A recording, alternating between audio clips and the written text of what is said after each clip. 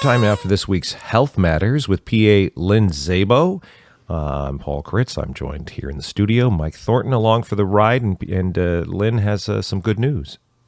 I guess you could call it good news. We're all done, right? This is No, what? No, I didn't mean to spoil. I didn't mean to spoil the end. Oh, okay. Is it really the end? That's the question. Lessons learned. It's 2 years of COVID. What lessons have we learned here?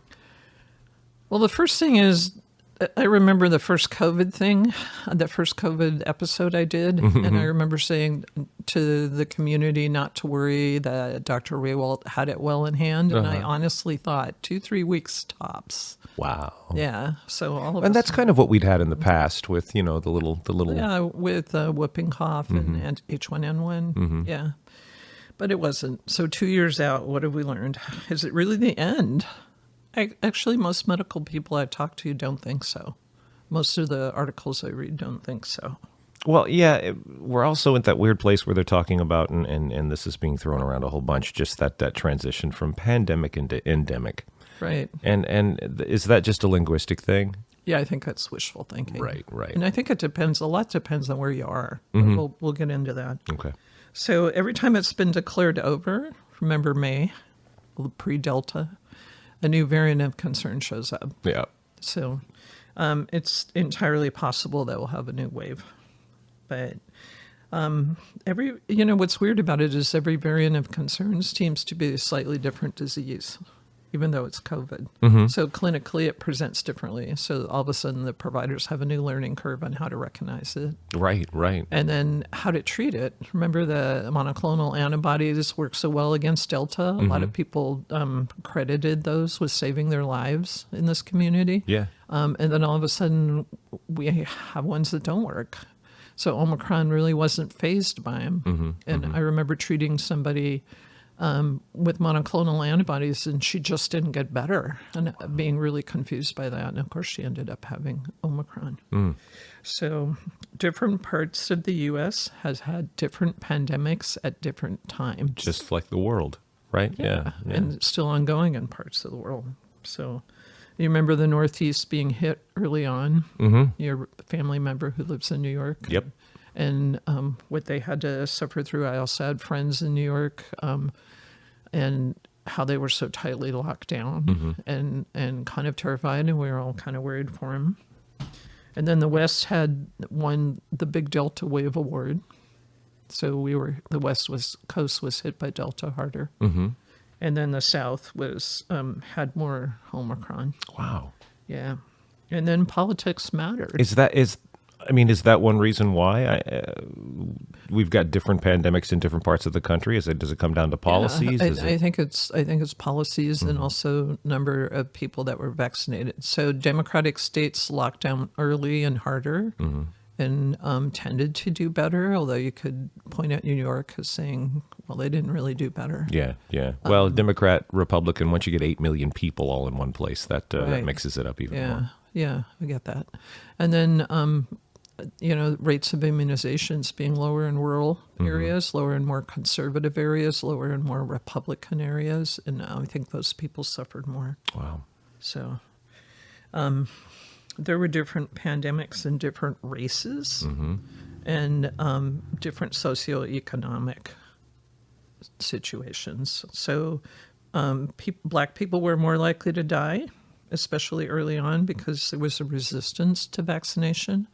But I think they also kind of changed that as a community, and as their leaders kind of put it out there, and probably as they saw vaccinated people not really coming to harm, I think they became less suspicious of it, more likely to get vaccinated, and they tended to do better after that. But rates of death in the Native American population were higher than would have been expected by their percentage or share of population. Right. So I actually think it's possible we had people here who died of COVID, and that's not really been clearly recognized that they died of COVID. So, especially in the Native community. Rates of death in the Asian American and Hispanic populations were lower, ultimately, compared with their their percentage makeup of the Wow, population. that's interesting. Any insight into that? Because I had not heard that statistic. Yeah, Hispanic people, I think at first were, again, with vaccine hesitancy and probably the language barrier, and I assume the same for Hmong. I think there was just a delay in getting them immunized, so once they kind of bought into the immunization.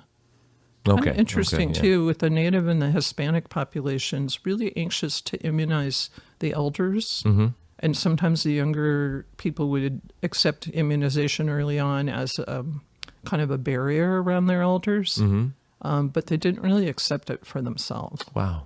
So, Can some of this be tied to poverty and marginalization? Because I think particularly in this country, not to say other groups aren't right. marginalized, but in the United States, I think particularly Black people and Native people are marginalized in a way that other folks aren't. Absolutely. I mean, I think you could see that on what happened on the Navajo reservation with the incredible numbers of death. And just the difficulty in being able to go through the recommended, wash your hands and stay 6 feet away, and, how that just, I'm sure that those people would have been able to do it if they could have. And because of their financial situation and probably the structure of their community in terms of being marginalized, were really unable to optimally take care of themselves. So I know that even now, at least within a very specific population inside Pelican Bay, one of my students was telling me that there's a real divide between Hispanic Hispanic inmates and Black inmates, and that in terms of what? Vaccinations, Okay. Hispanic and white are much more vaccinated populations, much more thoroughly vaccinated, and there's just this reticence. There's a lot of Black men dressed in blue who don't want that government jab, and that's cultural, and there's historical reasons for it, and Right. it's so difficult to Right. even with the best messaging, there's still going to be that reticence and that suspicion. Have you asked your contact, the person you're talking about? I mean, obviously this person has relatives on the outside, maybe elderly relatives like parents, what he thinks about the vaccine for his parents. Okay, so no, he doesn't have. He's older. He's a couple years older than I am, and what he is, he's vaccinated. He's an African American man, and he's vaccinated. And the reason is, he's got comorbidities too. He was the one who got sick most recently, and actually got antiviral medication inside Pelican Bay that fixed him up. Like within 2 days, he said, yeah. Was that Paxlovid? No, it was the S one, the Strovimab. Okay, so the Sotrovimab. monoclonal antibodies that actually work against Omicron. Is that what that was? Yeah, that's what that was. Wow. Okay. Yeah. Cool. Good. I need it ends with MAB as a monoclonal antibody. Okay. The Stromboli strain. but he said, I won't say exactly what he told me, but he was telling me he could just feel it flushing that stuff right out. Right, and I've heard that a lot. And he's been vaccinated because he's got a daughter with sickle cell, and hopes very much within a couple of years to be seeing her again, and doesn't want to take anything, doesn't want to be, he's doing it. His sense of responsibility for his family is for the younger generation.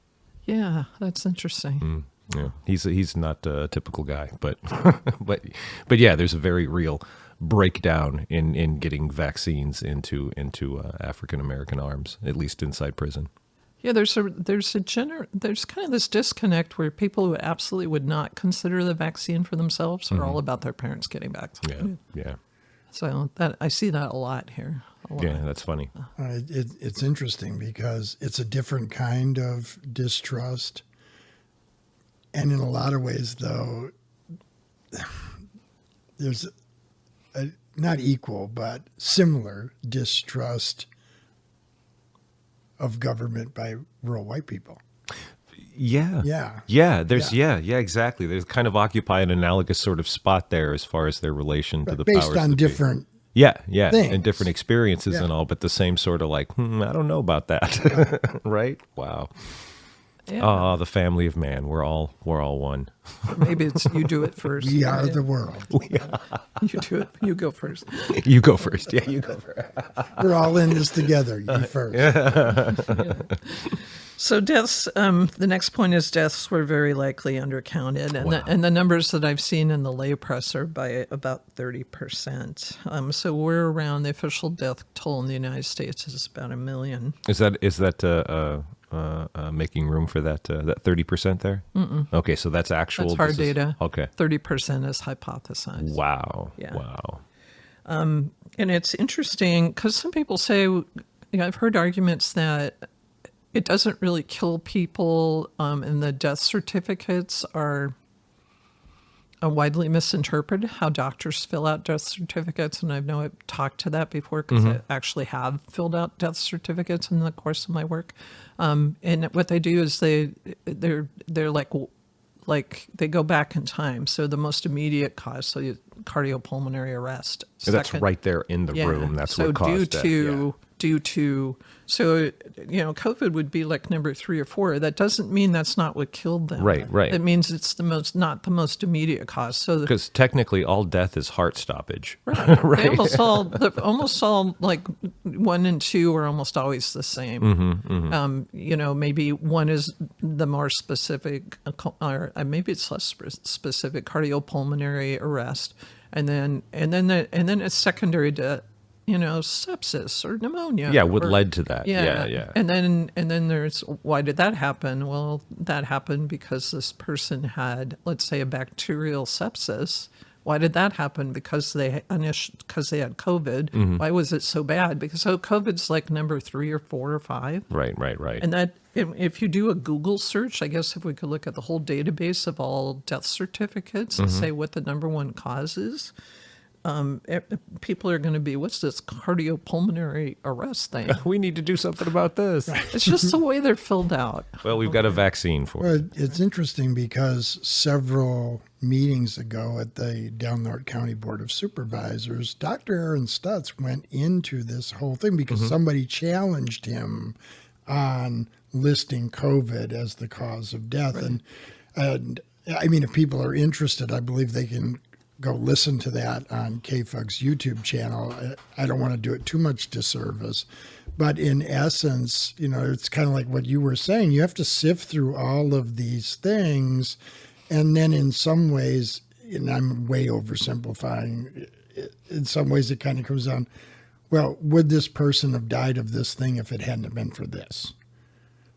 Yeah, when you're going back down the chain of events. Yeah, and causes, like somebody might have had something happen, but they, in the opinion of who's ever filling out the death certificate, says, well, they probably wouldn't have died of that, but they had this. Right. If you could put a little star about what the most meaningful contribution was. Right. Yeah. Like they had this, but if they hadn't have COVID, they probably wouldn't have died. Right. So it's the COVID that killed them. Right. Yeah. Right, exactly. So, and if if somebody is still embracing that misconception, there's another way to look at it. So if you look at all-cause mortality, actually starting on March 28th, 2020, all-cause mortality in the United States is kind of putzing along, it waxes and wanes. And on that day, March 28th, 2020, all of a sudden all-cause mortality went up. All-cause mortality being what? So all-cause mortality is like everything you could possibly die of. Oh, okay, just this, all death. All death. Wow. So the death rate in the United States. So that's, in my opinion, that's a little hard to argue. Something clearly happened. Yeah. And so this isn't a little cold. Well, it's a little cold. It's resulted in more Americans dead than World War II. Yeah. Yeah. The other thing, too, is that it's mostly in the unvaxxed population. Mm-hmm. So a plug-in for getting vaccinated. The people who are dying are unvaccinated. This is clear. Yeah, even now, even this far in, and Omicron and all of that, it still comes down to that very basic line. Right. Yeah. Totally. So when they're talking about moving from the pandemic to the endemic phase, does that mean that we're likely to have kind of seasonal outbreaks of COVID like we do with the flu? Probably. Oh. I think it could move that way, but remember, Delta was a summer phenomenon here. So and actually influenza right now is popping up. Yeah, I don't know if he means seasonal, like seasons of the year, just so much as a perennial. Yeah, Right, that would or have been a annual, better way which to was the word I'm looking for. I'm trying to remember my flowers. So yeah, just recurring every year, just Right. a wave, like Oh, with yeah. the flu. It's going to. Yeah. And it'll probably not necessarily, at least right away, be in certain times. Mm-hmm. So, and I think that's dependent on variant of concern. And I think that might be dependent on what else is going on in the community, like the fair. Currently, it was clearly in this community drove Delta. You know, and just while we're summing up what happened here in Del Norte, I really want to push that out there, and I want to make a big deal out of that, because I've alienated people here locally, John Pritchett specifically, about just really criticizing the fair board for having the fair, for doing the fair. I mean, I understand it's trying to steer like a big ship, and you're trying to stop it if you've already said, we're 2 weeks out and we're going to have the fair. But anybody who cared to look, I guess, could see this coming 2 weeks before the fair. And we had like 10 fatalities right before. And I'm saying, don't hold the fair. Don't hold the fair.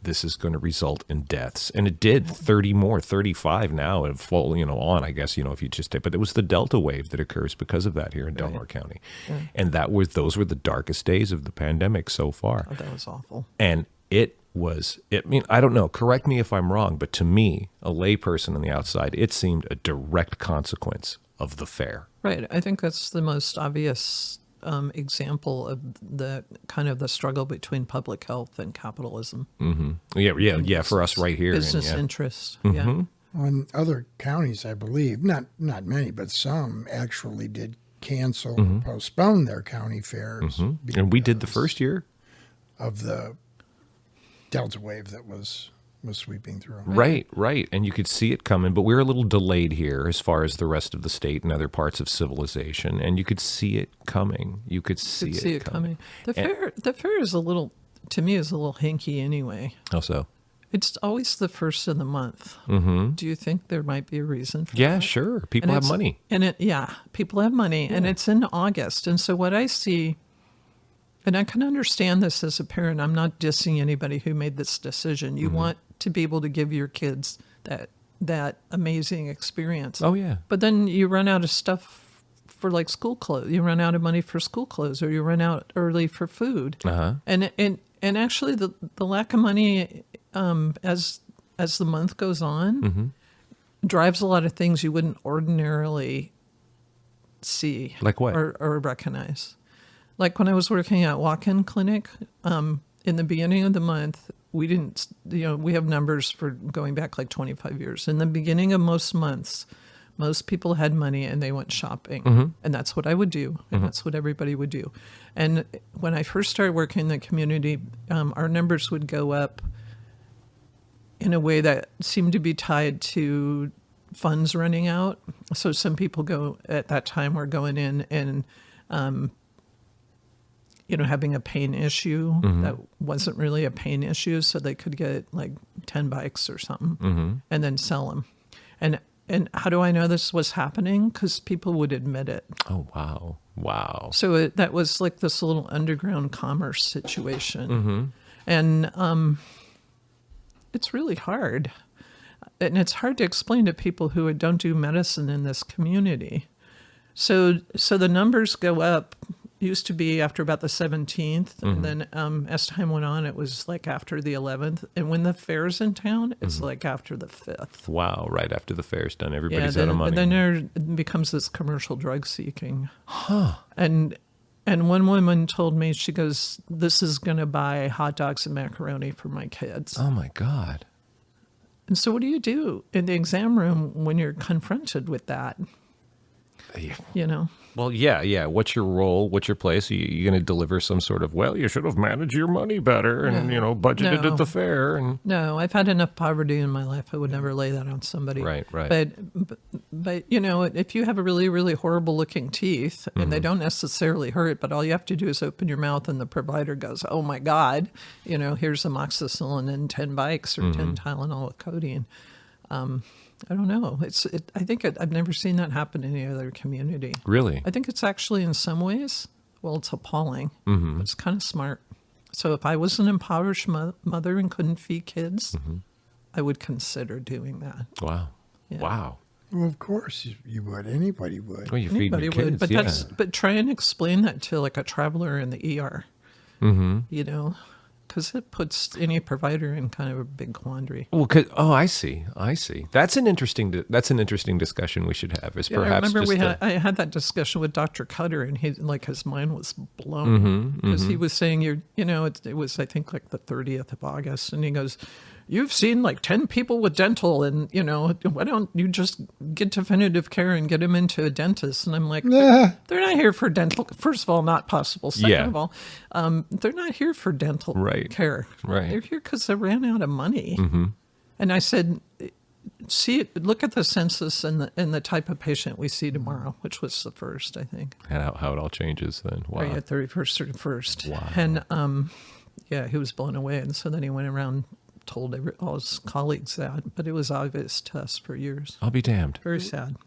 I'd like to explore this in a future episode sometime. Sure. That's interesting to It me. would be interesting to find out if there isn't a corresponding increase in like drug arrests for possession of pharmaceutical drugs at that same period of time. Yeah, you're kind of assuming it stays in the community. I don't think all of it does. Oh, okay. I think it's set up enough that it might be taken down to like collected and taken down in the Bay Area or something. Oh, Wow, okay. really? But, you know, we're not given 10 bikes for awful looking teeth anymore. And so, well, you could argue there's a lot more suffering. There's also probably less of that economic stuff going on. Yeah, God forbid somebody might come up with a way to make some money to feed their kids. We can't have that. Yeah, then there's that. Oh, that was horrific. Anyway. So we are under-vaxxed as a county. That's pretty clear. And It's pretty clear. Yeah, We're under a seems lot of things. unchangeable. And people, it's weird. People who got their initial 2 shots right now are not getting boosted. That seems to be like for some people, they could get the shots, but they're refusing boosters. Wow. And so we're pegged at about what, 56%, something like that? Something like that. Okay. Yeah. Not very Last I good. looked at, I thought it said something like 55, 42 or something. Because I figured I was rounding up. Yeah. Because they only report now Every 2 days, or every twice a week, Twice but a they're week. 2 days apart. Right. Yeah, it's really So silly. Who knows what happens? Who knows what happens between Thursday and Tuesday? And I'm just tired of banging on Del Norte like this, so I was giving him another percentage point. Way to I go! know. Wishful thinking.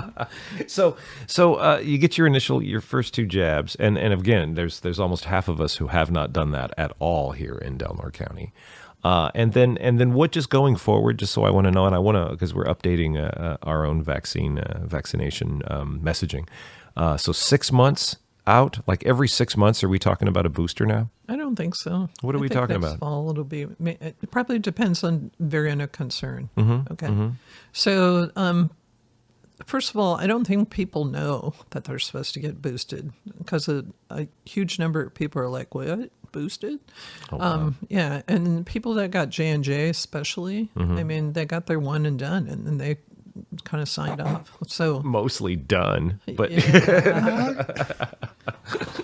so I think there's a knowledge gap, and it's not because it's not out there, because Lord knows you've tried, but I think people just have intentionally turned it off. Yeah. It's too much for them. And, you know, I bring it up again, and, you know, I'll most times get a positive response once they're educated. But there are also people that feel kind of betrayed. Like I was told I would only have to get 2. What are you talking about, a 3rd? Why are you bothering me? I'm not going to do it. This is big pharma. oh my God. Didn't you guys have an opportunity to chip me already? You know, stuff like that, which is, Yeah, when that happens in the exam room, I kind of turn the conversation to what's your vitamin D level? Maybe there's another way. Or have you gotten a flu shot? Is vitamin D level like Yeah. a code for something else? Right. You could It's also, like, How what dumb other- are you? what No, else- no, it's no. That's not it. It's your vitamin D. It's like, what else can I do to protect you if you're not going to do going that, there? zinc, you vitamin could D. also Yeah. say that if they'd been chipped, you could just flip the switch and they'd do what you told them. I don't know. Right? It's a weird See, position. and it's proof that they're not chipped. Right, see? right, exactly. Yeah. You're not obeying. Right, I try not to get into the politics of it. Your but- ignorance, proves my point. So I'm sorry, and I don't mean to. It's frustrating, and all we can do is laugh. All I can do is laugh at it sometimes because it's so ridiculous. Just messaging wise, just information, how we've dropped the ball. I think across not only dropped the ball as messaging and information providers. But also just as consumers of information, we've dropped the ball. As educated or not, consumers of information. And, it's interesting. I had one of my colleagues say that I was in a bubble Really? because I'm very pro-vaccination, and he's not comfortable with it. And so he assumes my worldview is an aberrancy, which I think is... What? Just because you're... Wow. Okay. Yeah. I don't know how anybody in healthcare can just, witness the 20th century and not be pro-vaccination, first off, just right off the bat, and the hundreds of millions of lives that were saved. But, yeah, how does being knowledgeable put you in a bubble? You're in a bubble of knowledge and insight? I think it's because his worldview is so different. I think his vitamin D levels were elevated, No, actually, is what it is. I hope they are, because I hope the best for his health. Yeah, he better have something. Yeah. And the other part of it, though, I don't know if this will bear out, but I think my belief and my hope is that as and after all of the culture war energy drains out of the whole topic of vaccinated, not vaccinated, is more people will get vaccinated. You just because because it's no longer part of the fight. Right, I do see right. that. I do see a little bit of resistant fatigue. So like, all right, I'll just do it. Well, and the energy that's Yeah. all built Right. up around the Right. culture war part of it is Right. kind of dissipating. Right. Yeah. Yeah, but you don't care so much. You're not making as big a stand. Right. That's right. Right, Yeah. yeah. Right. So if the goal then is to get more vaccinations, just this is what's fun with having Lynn involved with this. Just right off the top of your head, where can people go to get vaccinations? If you're one of the 44% of the people out there in Del Norte who have not been vaccinated, where can you go to get vaccinations? Funny you should ask that, because UIHS just actually had a procedural change kind of in cooperation with the public health department. It used to be that if you wanted to get vaccinated, a little barrier to care, you had to only do it on Wednesday, because that's all UIHS was vaccinating, because they didn't want to waste. They have such an overstock now that's due to outdate that they're making it super available, and there are no barriers. Wow. So at UIHS just decided last week, Monday through Friday, typical work hours, so they're closed between noon and 1. But if you are a patient, you can walk in and get immunized. If you are not a patient, you can walk in and get immunized. You don't have If to be you a are tribe native, member. Yeah, you can. yeah, anybody. or non-native, or random guy driving through, and happen to hear this on Tuesday and decide you're going to stop at the Crescent City office to get immunized. They'll have Pfizer and Moderna available. No J&J anymore, because it was like an also-ran anyway. And you could just walk in, no barriers. Nice Nurse Tracy, Nurse Aaron, Nurse Greg. So that means you could probably go to Klamath too. So probably. Any of the locations then? Any of the Yeah, UIHS? Klamath or Crescent I know Klamath City. is a little different, right? Don't they have a little different sort of vibe down there? They're still specific, because I just drove by there. There's still specific tribe members, right? Tribal members? Well, no, they're giving specific times on that, electronic Right. bulletin board. At the PayMe. PayMe. I Yeah. think they let go of that. Oh, did they? This is like hot off the press. Okay, so we need to do something for radio, and Redwood what I'm Voice needs saying. to do something. So, how long are we talking? I mean, it depends on demand, but how much vaccine is overstocked? How much About a capacity month's do they have? Yeah, Okay. got about a month's worth overstocked. Okay, so so details again. Details. Business hours. No any barrier. The only barrier is business hours, Monday through Friday, the typical break for lunch. Other than that, you can walk in. Doesn't matter who you are. Doesn't matter. Within medical, like if you had allergic reaction to your second Moderna, they're probably not giving you your third. But the only parameters that would block somebody's ability to get one would be medical. Oh, yeah, for some reason. And that would block them anywhere they went. Right. Okay, yeah. So we've got UIHS up in Smith River. Smith River doesn't really keep a supply of vaccines, so I don't think they're kind of involved in this. Okay, good to know. Okay, but Klamath does. So we're talking Klamath and Crescent City then. Okay, so those two locations? Yeah. All right, good. We will do a PSA and if for the that. power, now this might have changed with the power outage, because that always affects their vaccine supply. In Klamath, no, but yeah. Yeah. And I want to say one other thing about, as a provider, specific to Del Norte. One thing that's happened kind of over these last 2 years, one thing that I've observed is there's a changing of the guard of providers here. And so there's some providers that are kind of aging out and have seemed a little disconnected with this. And remember, I work at a number of places, so I'm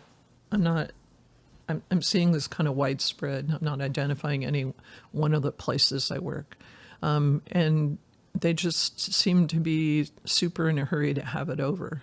But there's a new generation of providers coming up that are worth noting. Okay. So remember, when I first came here, it was Casper and Mavris. Oh, wow. Those were the two, people taking care of our community for years, for absolute years. And then then my generation kind of came, took over, and that's people, for a short time, Dr. Cutter, Dr. Wade, for the pediatric population, at UHS, Dr. Butts, Dr. Betts at UHS, Chad out there in Smith River, and all those providers have kind of aged out or are in the process of aging out. And I think this challenge has really brought forward some exciting new medical talent to the community. Really? Who are actually coming here? Yeah, two people specifically who have accepted the challenges. Wow. And I don't think that one of them, is the public health officer, so Stutz. Yeah. So he's really stepped up to the plate. And if you think about it, when Raywalt retreated, Raywalt, another also retiring Lion, great name of the past, he stepped into like a firestorm. Who does that? Who does that? And he works in the ER, which is probably one of the hardest places to do medicine in this community.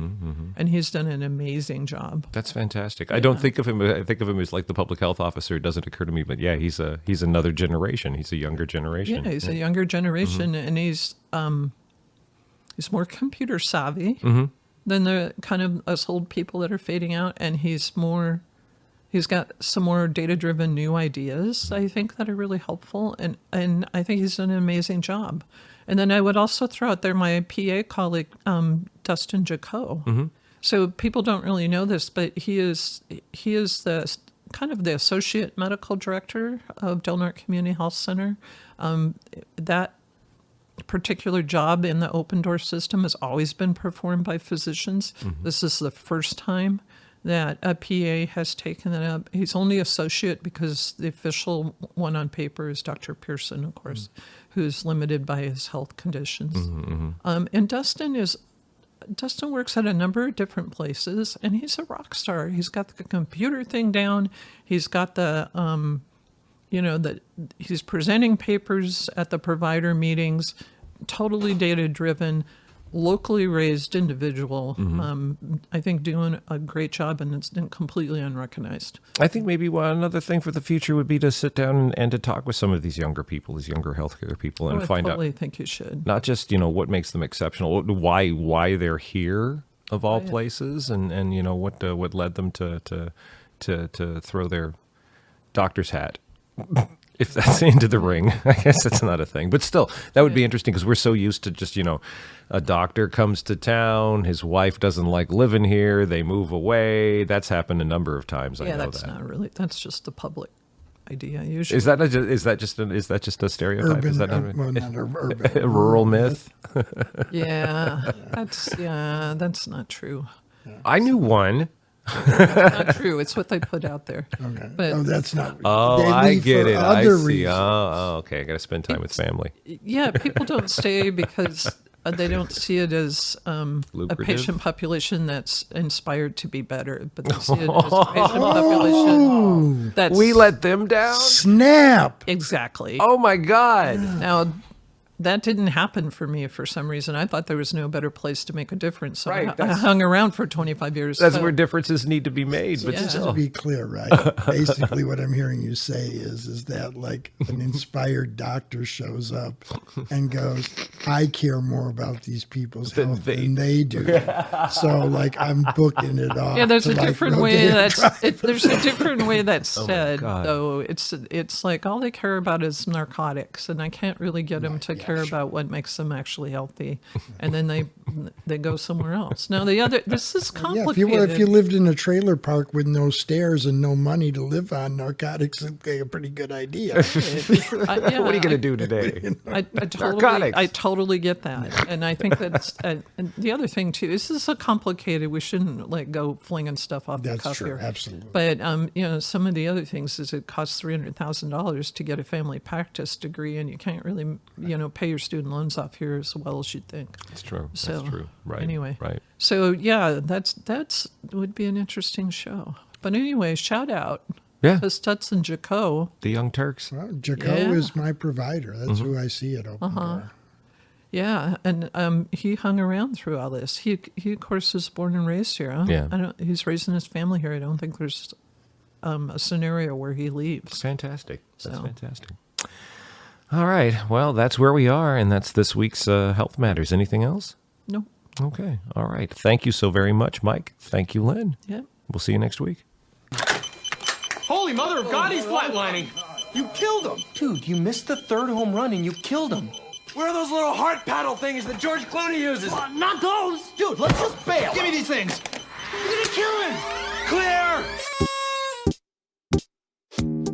It looks like you're overdue for your dose of Health Matters, a show about all matters of health, right from the mouth of local PA Lynn Szabo into the receptive ears of the KFUG crew, packaged neatly for any listener hoping to stay informed in the wide, wild world of health, diseases and medicines, new developments, and the unforeseen impacts of both.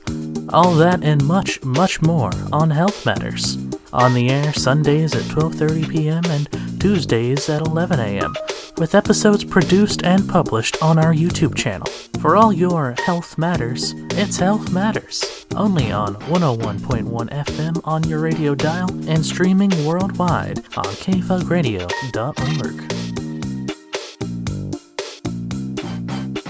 Damn it, man, I'm trying to save an innocent life.